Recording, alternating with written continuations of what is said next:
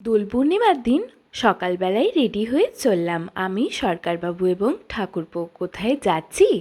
আজকে যেতে চলেছি বোলপুর শান্তিনিকেতনের সোনাঝুরির হাটে। আর এইখানে কিন্তু হাটটা আমার পিসি বাড়ি থেকে মাত্র আধ ঘন্টার ডিস্টেন্সে আছে। তো রাস্তায় আমরা আবির কিনে নিলাম। আর তোমরা বলো, এই সোনাঝুরির হাটে কে কে আগে ভিজিট করেছো, বা কার কার আসার এখানে ইচ্ছে আছে, আর হোলি উপলক্ষে কে কে এখানে এসেছো আমাকে অবশ্যই কমেন্ট করে জানিও।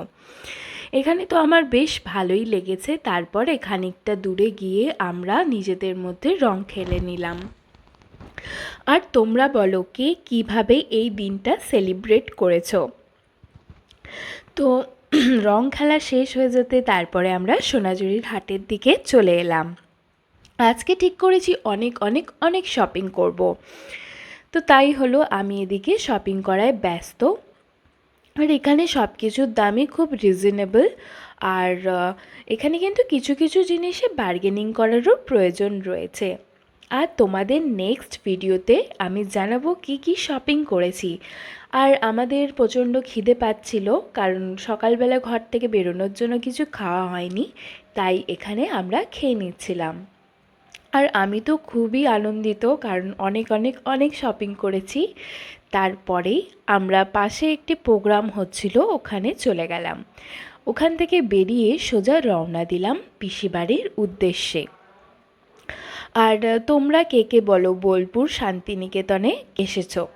আর এখানে রাস্তায় একটা পান খেয়ে নিলাম। পান খেতে আমার দারুণ লাগে, মিষ্টি পান অবশ্য।